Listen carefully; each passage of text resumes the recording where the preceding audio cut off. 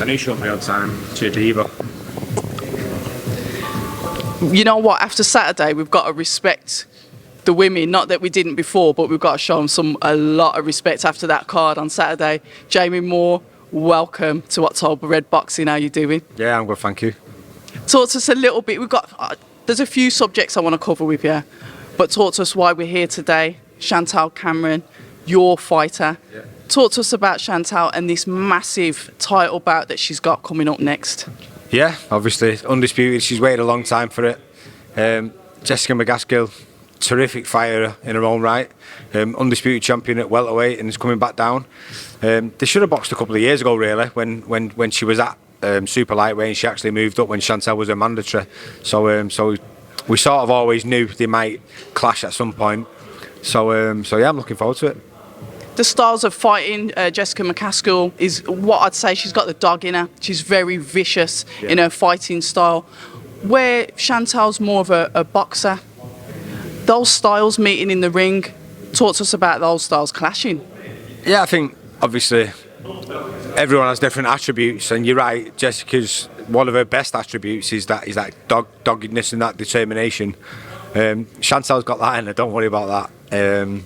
I'm just probably more so because of me than people have probably not seen it yet, because I'm sort of always adamant on her using her best attributes and her boxing skills and not getting dragged into fights when she doesn't need to. So, but it's always there as a backup if she needs it, and she's shown it in patches.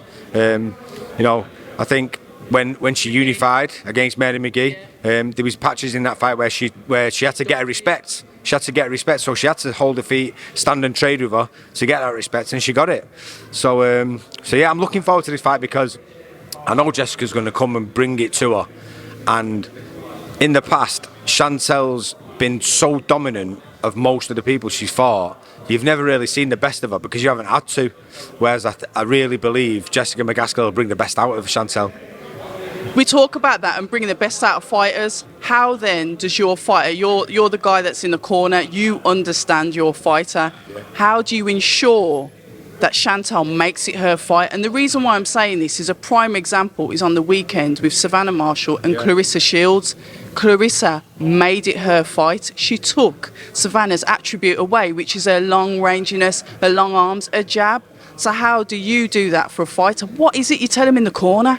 You've got to be adaptable. I think if Chantelle sets out in a certain way, we've obviously got a plan set out. If Jessica comes out differently than we've anticipated, then we've got to try and adapt and get Chantelle to do something different. But I think Chantelle's proven in the past that she's got a few different strings to her bow.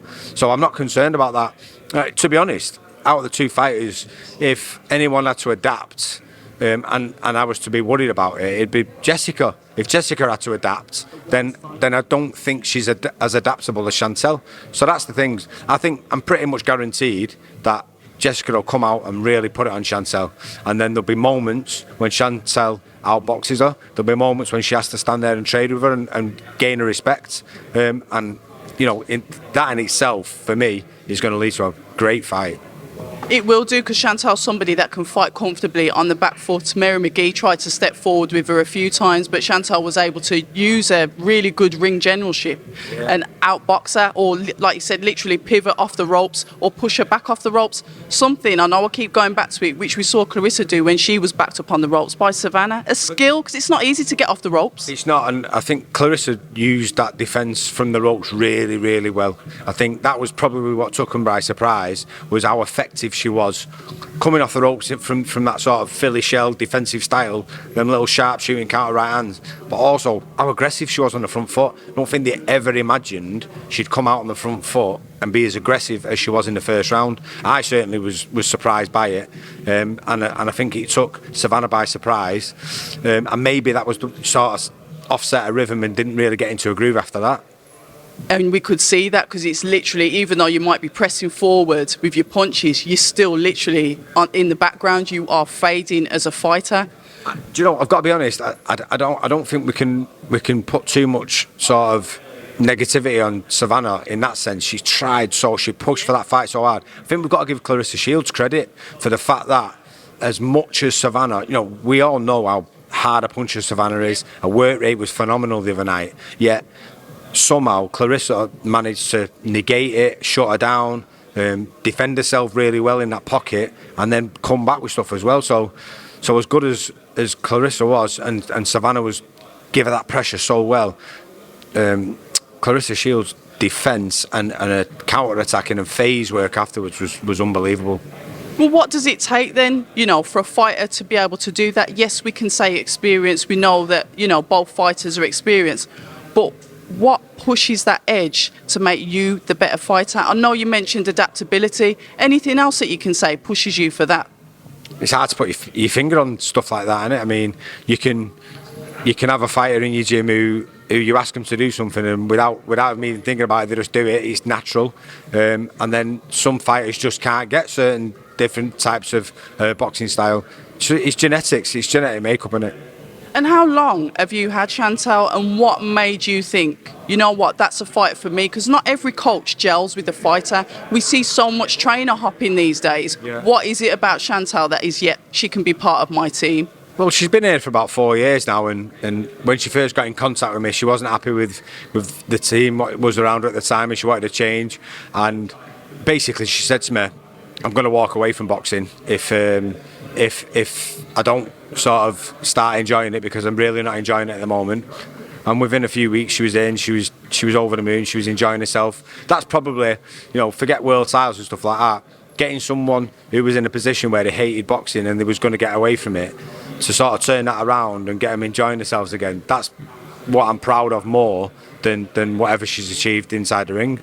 I do agree with the magic that the coaches have, and I love to see that bond. Another one of your fighters that's just crept out the gym and ran off, except for Rocky Fielding, is a lovely Jack Catterall.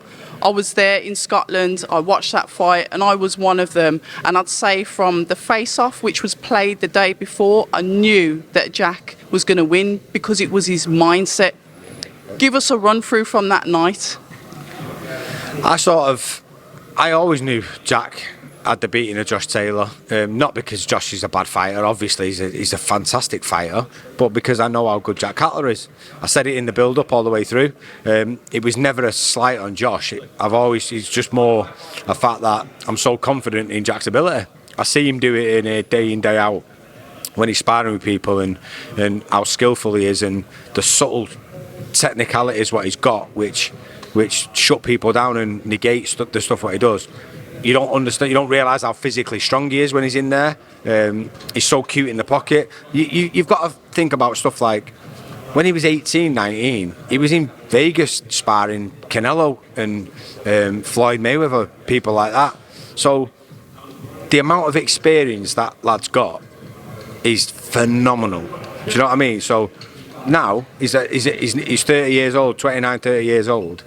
All that experience gained over the years, it's not always in-ring experience against top-class fighters, but the amount of experience he's got, I knew all he had to do was be given the opportunity to prove it on the big stage, and he did, and it got snatched away from him. And that was what was heartbreaking for me, was because I always knew he was capable of winning a world title.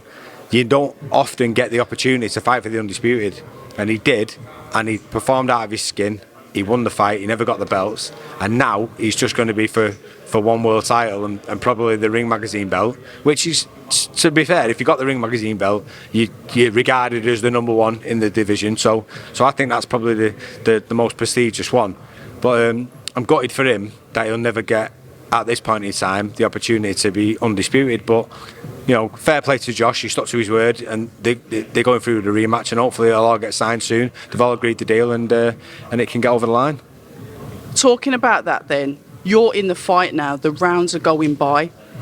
When your fighter Jack's coming back into the corner and you're confident that he's winning, what are you telling him in the corner? Because I was sat on the side of Josh Taylor, and I've had the conversation about what I thought I saw or what I thought I should have seen and I didn't. What were you telling Jack as the fight was progressing? So I'm a believer in, if it's not broke, don't fix it. Okay. So the less said in the corner, you don't want to create panic. There's no, if he's in charge and he's winning the fight, you don't want to sort of create that anxiety where you're going, come on now, you need to push on, or start going, you need to not, don't settle for this. You need to push on, do more, because if he's in control of the fight, which he was, and everyone could see, then why change anything? So it was relaxed in our corner. You know, if I need to read the riot act and give someone a bollocking, I do. Ask Tommy Coyle. He's had quite a few bollockings in the past. But if it ain't broke, don't fix it. And he was calm. So when now you know it's the end of the fight. Everyone's tweeting. Twitter has gone mad, saying, "Yeah, this is Jack's fight. Jack's won, etc., etc." The fighters walk into the centre of the ring. The ref is there. The hands are down. The scorecards are coming out. Talk us through that. I know it must be emotional, but well, in here we'd sat here for 2 years talking about be patient. I know it's frustrating for Jack, but your time will come. And when the bell went and he started celebrating, I went up to him and I grabbed him by the face and I said, "See, I told you it'd all come together." And I honestly believed at that moment everything what we'd spoke about in the 2 years waiting for that opportunity had come to fruition, and it didn't. So when they started reading the scorecards out and the first one came out and they read Jack's name, I knew straight away it was a split decision. And I thought, oh no, please don't do this to us. And they did. Reflecting on that immediate reaction to see your fighter, you know the graft that he's put in. You know, like you said, you didn't really need to say that much to him in the corner because he was controlling the fight. Yeah. To then see that happen to your fighter, how did that make you feel? And I'll ask Jack how he felt when I speak to him, but you as his coach, as his mate, as his confidant. Exactly, yeah. It's hard to describe, it's hard to put in words the actual feeling at the time. Just sickening. Do you know what I mean? Just sickening, but like all that time and effort you put in, it's the days after, really. At that moment in time, you feel angry. It's the days after when all the dust starts to settle, and you sit there and you think, we've just put in all that work and hard effort. Listen, you can accept it if you lose fair and square. You go, listen, we tried our best, and you can sleep at night going, you know what, we give it a good go. But if it was a fair result, we'd have gone, what can you do? You know what I mean? He was in with a phenomenal fighter, but he won. So like the days afterwards, you sort of, God, how has this happened? Why have they done this to us? It was Jack actually what picked me up. Really? Because I FaceTimed him every day, and then on the third day he answered the FaceTime and he was like, alright. And I went, fucking hell, you're different, you're alright. And he went, yeah, do you know what, fuck him, I ain't let him get me down. He said, we'll push for the rematch, we'll try and get a rematch, and we'll put it right. And then it took 12 months. And I know there's been a lot of stuff going on in the background, which I understand. You know, Josh got married. I think he had an injury. Then he's dragged on. He's changed trainers now. So he has had a bit going on. So I get it. It doesn't mean that we're not. It hasn't been frustrating for us to waiting around. But at least we're going to get that fight. I think a key word that you've touched on there, and it kind of like sums up your personality actually, is patience. You're not somebody that believes in rushing anything. It's almost like it is what it is. Let's just deal with it. Yeah, I think in anything in life, if you've got to force it, it's not meant to be. If it's meant to be, it's meant to be. And you just got to relax and go with it. And I'm always like, I just sort of say, listen, just relax. If it's going to happen, it's going to happen. If it doesn't, it doesn't. It's not meant for us. What's meant for you won't miss you. That part there, what's meant to be will be. Another thing that I want to ask before we close off, because you're one of these that I know I could probably talk boxing with for hours, and we haven't got that time today. But you mentioned something there. Your fighters seem to be with you for a while. I'm one of these that watches the fighters with the coaches, and I get a bit nervous when they change. And I posted something from Tony Bellew on my IG the other day about saying sometimes if you're getting stale, you've got to have that conversation with your coach, and sometimes you've got to go. What is it that makes your fighters stay with you? Because we don't see that much trainer hopping with you. Sorry, no, yeah. Do you know what? I'm thinking actually why you're talking about this. I don't think anyone's ever left this gym. Wow. How long I've been coaching 9 years now. Yep. And no one's left this gym. I think the only person who's left was Conrad, who is based over in Northern Ireland, and it was a financial thing, and he said, I can't keep coming back over, and I've lost sponsorship and I can't come back. No one else has left the gym. Wow, that's some fucking stat, isn't it? In 9 years. Wow. Give yourself a pat on the back, but it is something that we do see. So you've obviously got something that the fighters definitely gel with. I won't just stand there and go, oh yeah, you know, it's down to us, blah blah blah. Do you know what? The atmosphere in this gym is phenomenal, and it's not one person doesn't create an atmosphere. It's a group of really talented fighters, top individuals. Nigel Travis is on the way out. He's daft as a brush, but he creates a lot of the atmosphere because he's so good to have around. And but it's a gym full of good people who can have the crack. But at the end of the day, they're phenomenal fighters, and we put the work in when we need to, and we know when to relax and sort of have a laugh. It's good balance. It's a really good balance of good people. I'm really conscious, or cautious I should say, of the people I bring into the gym, because the old saying, one bad apple can spoil the barrel, and it can, and you know, most 99.9% of fighters are good people, but if you had the wrong type of person in there, it just changed the vibe of the gym, and I wouldn't want to do that because it's unbelievable. I like it. Listen, it's been an absolute pleasure, Jamie Moore. Hi, and thank you for watching October Red Boxing. Like, subscribe, and tap the bell for notifications. You can also find us on Instagram at October Red Boxing and on Twitter, October Red UK. And remember, at October Red, we stay ready.